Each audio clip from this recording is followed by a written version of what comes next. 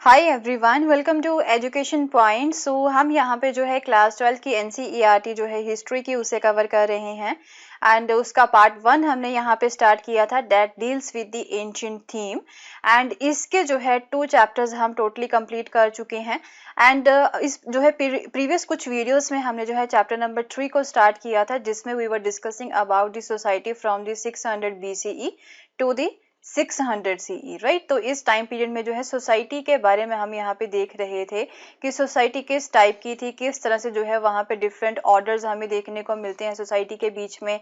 After that जो है हमने ये भी देखा था कि क्या यहाँ पे कोई डिफरेंसेस भी अवेलेबल थे या नहीं थे। तो ऑब्वियसली जो है काफ़ी सारे डिफरेंसेस हमें जो है फ्रॉम द डिफरेंट रिसोर्सेज देखने को मिलते हैं। कई सारे सोर्सेज को हिस्टोरियंस ने यहाँ पे यूज़ किया है वहाँ से जो है सोसाइटी के बारे में जानने के लिए। तो वो सारी चीज़ें हम यहाँ पे कवर कर रहे थे एंड अपनी प्रीवियस वीडियो में हमने बात की थी कि access to the resources, right, कि अब जो है ना रिसोर्सेज को जो असेस था, राइट, उसके बेसिस पे भी यहाँ पे जो स्टेटस होता है ना किसी पर्सन का वो डिफाइन किया जाता था। ये भी चीज़ें हमें यहाँ पे देखने को मिलती हैं। इस तरह के भी कुछ इंस्टांसेस हमें देखने को मिलते हैं कि जिस पर्सन के पास जो है ज़्यादा रिसोर्सेज हैं, जिस सपोज कीजिए जिस पर्सन के पास ज़्यादा लैंड है, राइट, तो जो है वो उसका जो स्टेटस होता था ना सोसाइटी में वो ज़्यादा हाई हुआ करता था। तो ऐसी चीज़ें वहाँ पे देखने को मिलती हैं एंड उसके बाद में जो है मैन एंड वुमेन के बीच में भी जो डिफरेंस है वो इसके बेस पे हम देख सकते हैं कि क्या वुमेन को यहाँ पे एक तरह से इनहेरिट करने का, पिता की प्रॉपर्टी को इनहेरिट करने का राइट वहाँ पे था या नहीं था। तो वो भी चीज़ें हमने यहाँ पे कवर की थी। तो इसी चीज़ को ही जो है यहाँ पे आगे कंटिन्यू करते हुए हम देखेंगे about explaining this social differences a social contract, right. तो यहाँ पे आप जो है इसी चीज को, सोशल डिफरेंसेस को और थोड़ा सा डिटेल में कवर करेंगे आज। So, the Buddhist text also developed an alternative understanding of a social inequalities। तो आप जो है ना कुछ रिसोर्सेज को हमने यहाँ पे देखा है, राइट, उन्हें जो है एक तरह से देखने के लिए कि सोसाइटी किस तरह की थी। आप जो है कुछ डिफरेंट व्यूज वाले जो रिसोर्सेज हैं, जो डिफरेंट व्यूज वाले सोर्सेज हैं ना, उन्हें अब हम यहाँ पे चेक करेंगे क्योंकि जो एक तरह से हिस्टोरियंस है ना वो हर एक तरह के जो सोर्सेज होते हैं ना उन्हें वो स्टडी करते हैं।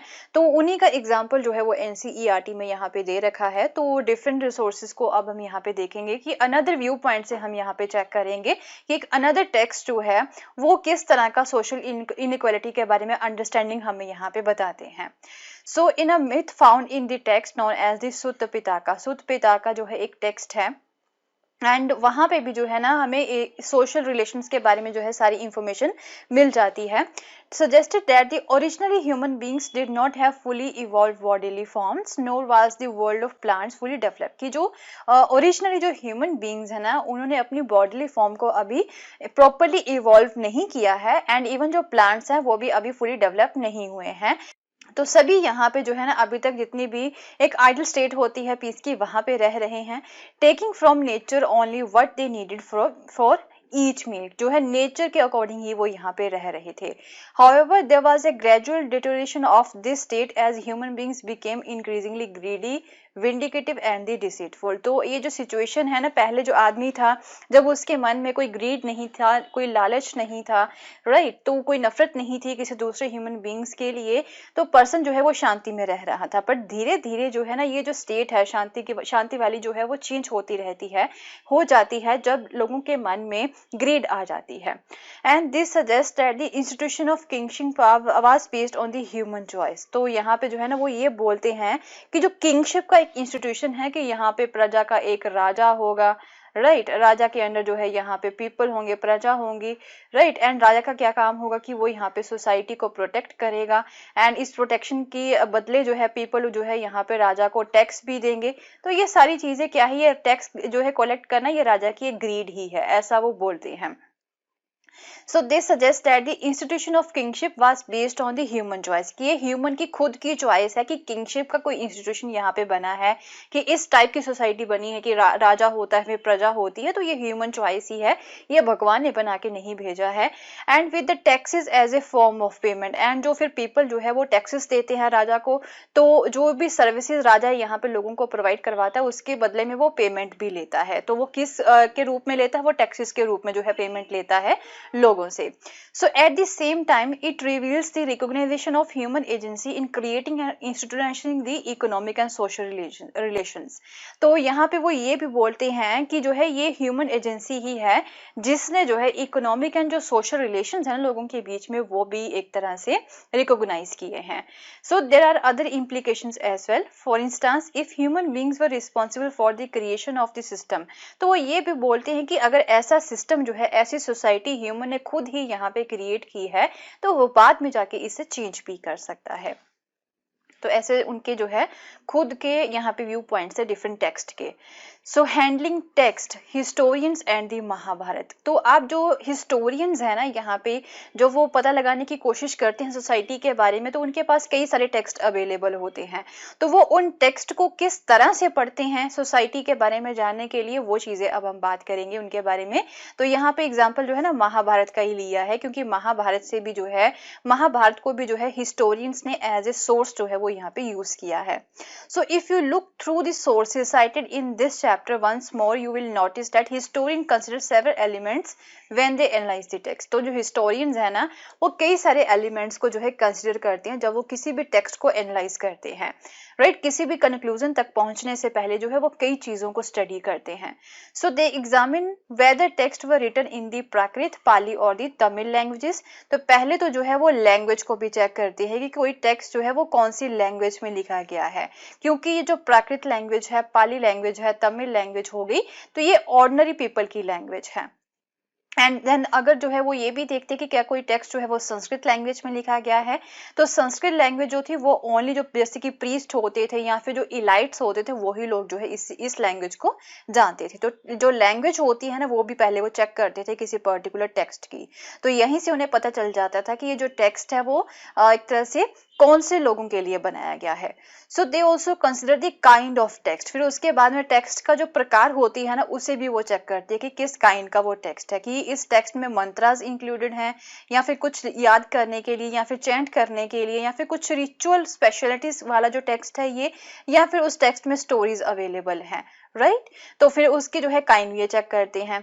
So besides they try to find out about the author. फिर उसके बाद में जो है टेक्स्ट का जो ऑथर होता है ना उसके बारे में भी जानने की कोशिश करते हैं, उसके पर्सपेक्टिव के बारे में भी जानने की कोशिश करते हैं, उनके आइडियाज के बारे में भी जानने की ये कोशिश करते हैं कि ऑथर का क्या आइडिया है, उसके व्यू पॉइंट क्या है। ओके क्योंकि हर एक ऑथर का जो आइडिया है ना वो अलग अलग ही होगा, एंड जो है वो हर एक पर्सन का जो आइडिया होता है ना वो किसी भी चीज को लेके उसका जो व्यू पॉइंट होता है वो डिफरेंट ही होता है, राइट।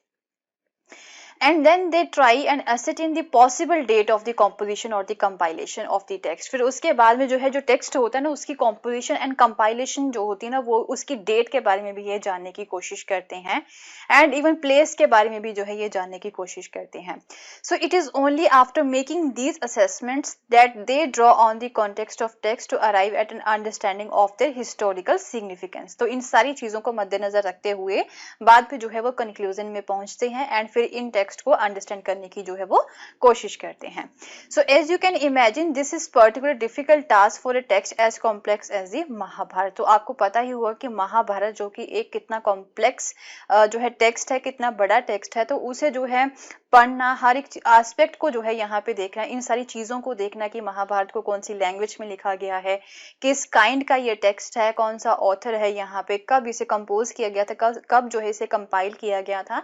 तो ये कितना कॉम्प्लेक्स टास्क होगा हिस्टोरियंस के लिए। सो लैंग्वेज जो होती है, लैंग्वेज एंड कंटेंट जो होता है, राइट, वो देख लेते हैं यहाँ पे महाभारत की। तो यहाँ पे जो वर्जन है ना महाभारत का, जो यूज किया गया है मोस्टली हिस्टोरियंस के द्वारा, वो जो है संस्कृत लैंग्वेज में ही जो है लिखा गया है। संस्कृत लैंग्वेज जो है ये वो वाली लिखी है जो कि काफी ज्यादा सिंपल संस्कृत लैंग्वेज जो है ना वो लिखी गई है, सो डैट कि ऑर्डिनरी लोग जो है वो भी इसे पढ़ सके, राइट। एंड हाउएवर जैसे कि वेदास होते हैं या फिर कुछ प्रशस्तिस होती है ना, प्रशस्तिस आपको पता ही होगा कि क्या होंगी। प्रशस्तिस जो होती है ना वो प्रेज की जो है एक तरह से in the praise of king जो है वो यहाँ पे लिखी जाती हैं, किंग की प्रेज में जो है वो लिखी जाती हैं कि किंग की प्रेज की जाती है, उन्हें प्रशस्तिस बोला जाता है। तो वेदास में एंड प्रशस्तिस में जो संस्कृत लैंग्वेज यहाँ पे यूज की जाती है ना वो काफी ज्यादा टफ होती है एंड आम लोग जो है उसे नहीं पढ़ सकते हैं। बट महाभारत में जो लैंग्वेज लिखी गई है वो संस्कृत लैंग्वेज जो लिखी गई है वो काफी इजी वाली लिखी गई है, सो डैट कि आम लोग भी इसे पढ़ सके। So as such it was probably widely understood. Historians usually classify the contents of the present text under two broad heads. So फिर जो है ना इसकी इस टेक्स्ट को जो है ये डिवाइड करने की भी कोशिश करते हैं, डिफरेंट पार्ट्स में डिवाइड करके फिर उसे समझने की ये कोशिश करते हैं, क्योंकि इसमें जो है ना इस टेक्स्ट में कई सारी स्टोरीज हैं, तो फिर उसके लिए कई सेक्शंस ये बना देते हैं। फिर ये देखते हैं कि नरेटिव्स भी यहाँ पे बताए गए हैं कि जो है बातचीत जो यहाँ पे हो रही है युद्ध के समय में, तो उन सभी चीजों को ये अच्छे से समझने की यहाँ पे कोशिश करते हैं। ओके, इस तरह से जो है ये स्टडी करते हैं। So interestingly the text is described as an itihasa. तो ये जो टेक्स्ट है ना महाभारत का, इसे जो है इतिहास के तौर पे डिस्क्राइब किया गया है विद इन द अर्ली सांस्कृतिक ट्रेडिशन। जो पुराने सांस्कृतिक ट्रेडिशन थे उसमें जो है बोला गया था कि ये जो टेक्स्ट है महाभारत का ये इतिहास है। So the literal meaning of the term is thus it was, which is why it generally translated as the history. तो इसी की वजह से जो है ना महाभारत को हिस्ट्री भी बोला जाता है। So was there a real war that was remembered in the epic? We are not sure. तो यहाँ पे जो है वॉर के बारे में भी कई लोग क्वेश्चनिंग करती कि क्या सच में यहाँ पे वॉर हुई थी या नहीं हुई थी, तो ये भी अभी जो है ना हिस्टोरियंस इसके बारे में पता नहीं लगा सके हैं, they are not sure about this, right. So authors and dates के बारे में देख लेते हैं थोड़ा सा। Who wrote the text कि किसने यहाँ पे जो है टेक्स्ट को लिखा है, एंड डेट्स के बारे में भी ये बताने की कोशिश करते हैं। So this is a question to which there are several answers कि टेक्स्ट को किसने लिखा है, तो इसके भी कई सारे आंसर्स यहाँ पे निकल सकते हैं।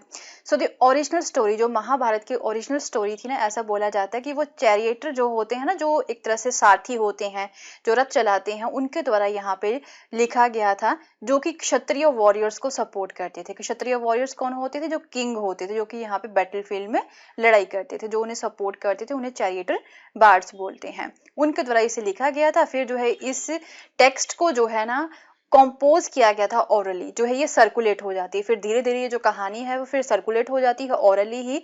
And then from the 5th century BCE priest जो है वो इस स्टोरी को जो है खुद समझते हैं एंड फिर जो है वो इसे लिखने की कोशिश करते हैं, फिर इसे जो है लिखा गया था। So this was the time when chiefdoms such as the Kurus and the Panchalas around whom the story of the epic revolved were gradually becoming the kingdoms। तो ये वो टाइम था जब जो है ये स्टोरी लिखी गई थी ना महाभारत की। तो ये कब लिखी गई थी? जब यहाँ पे कुरुज एंड पंचाल्स, जो कि यहाँ पे मेन हीरो थे इस स्टोरी के महाभारत के, वो एक बड़े किंगडम्स यहाँ पे बन रहे थे, राइट। उस समय में जो है ये प्रीस्ट के द्वारा इस महाभारत को जो है लिखा गया था। So did the new kings want their इतिहास to be recorded and preserved more systematically? तो क्या इसका ये मतलब है, हिस्टोरियंस ये निकालते हैं कि क्या कि जो रूलर्स थे यहाँ पे वो चाहते थे कि उनकी जो कहानी है, जो उनका इतिहास है, उसे रिकॉर्ड किया जाए एंड उसे जो है संभाल के रखा जाए, इसी की वजह से इसे जो है लिखा गया था। तो इसके बारे में भी जो है पॉसिबल नहीं है पता लगाना कि उनका क्या व्यू पॉइंट था इसे लिखवाने के पीछे। Okay, so we notice another phase in the composition of the text between 200 BCE and 200 CE. Subsequently, between 200 and 400 CE, large didactic section resembling the Manusmriti were added.